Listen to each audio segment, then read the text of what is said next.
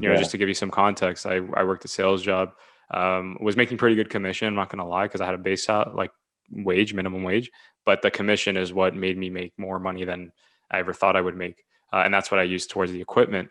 But at the same time, I was not happy. I was miserable every day going to work. And I remember just getting a Exactly. Yeah. decision. They wanted to move me locations, right?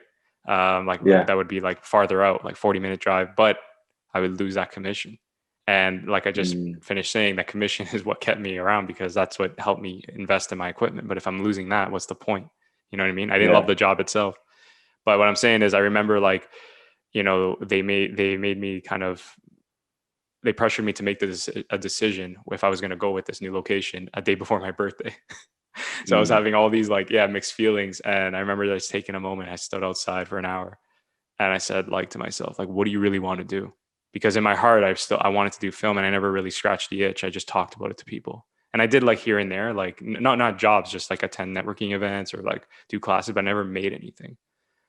And then like yeah. back to your point, man, I walked back in there and I, told my manager, I said, I can't do this anymore. I'm quitting the job, and I quit. I'm pursuing something else for myself, because sales isn't going to do it for me. Right. It's probably And very liberating. yeah, very liberating. But exactly to your point, I was terrified. Like deep down inside, I had no idea what I was going to do next. But there was this feeling of optimism, like fire. I got like an Yeah. adrenaline. Like I felt like I was a, Yeah. a main character in a movie, like down on his luck, but something good was going to happen.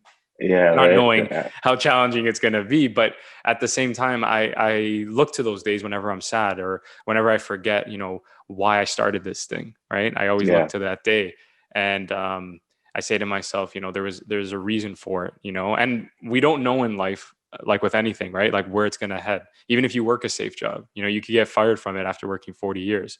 My whole thing is, give it Exactly. a shot. Yeah, give it a shot if you have a talent for it. So it's highly Yeah. commendable that story, man, that you had the courage to do it, because not a lot of people, I'm sure can do that for themselves.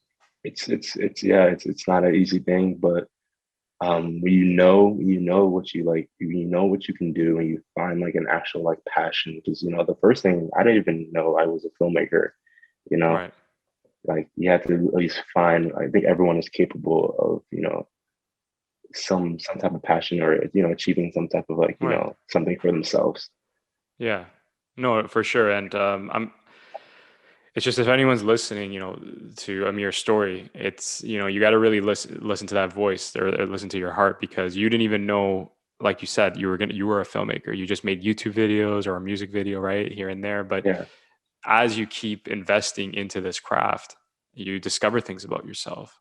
And that's yeah, something that exactly. I take for myself, right? Just listening to your story, but also reminding myself, when I pursue this path, it's like I start to learn certain things. And I'm sure I should mention as well, as a filmmaker, you probably keep going because you notice progress, right? And you're Yes. getting that attention.